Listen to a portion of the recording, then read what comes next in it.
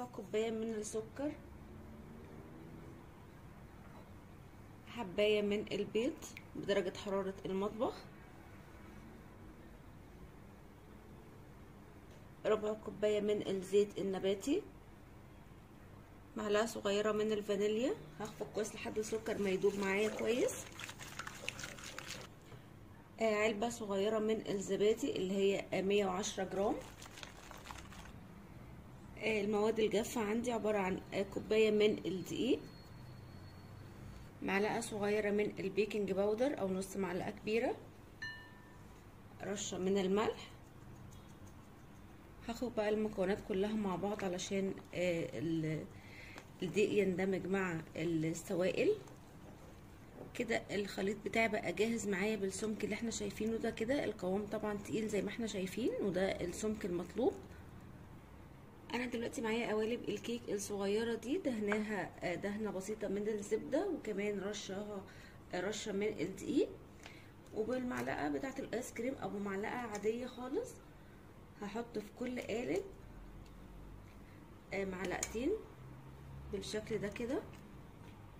دلوقتي بعد ما وزعت الخليط بتاعي في القوالب بالشكل كده، بحاول اعمل تجويف، مش تجويف قوي بس اللي هو بخلي الحراف اعلى من النص بالشكل ده كده.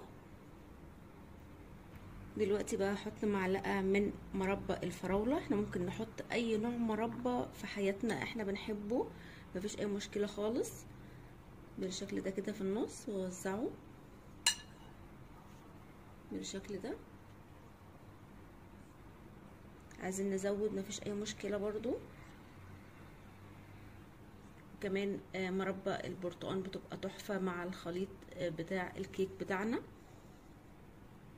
دلوقتي انا هحط الخليط بتاعي في الفرن على درجه حراره 180 على الرف الاوسط. حطيته في صينيه عشان بس اعرف اتعامل معاه بكل سهوله، ما يلسوعنيش ولا حاجه. بس مش هحط ميه سخنه ولا اي حاجه خالص، انا بس مجرد انه يسهل عليا ان انا ادخله الفرن واطلعه بسهوله. فانا دلوقتي هحط الخليط بتاعي على درجه حراره 180 على الرف الاوسط. مش هياخد اكتر من نص ساعه او نص ساعه ل5 دقايق. الكيكات بتاعتنا بعد ما طلعت من الفرن وبقت دافيه بدرجه حراره المطبخ، يا دوب بس بخبط عليها خبطتين، شايفين بتطلع معايا بكل سهوله. طعم الفراوله حلو جدا مع الكيكات بتاعتنا. يا رب وصفه النهارده تكون عجبتكم، واللي جرب الوصفه تعجبه يا ريت تسيب لي راي في كومنت. متنسوش تعملوا لايك، والاول مره يشوف قناتي يعمل اشتراك. سلام.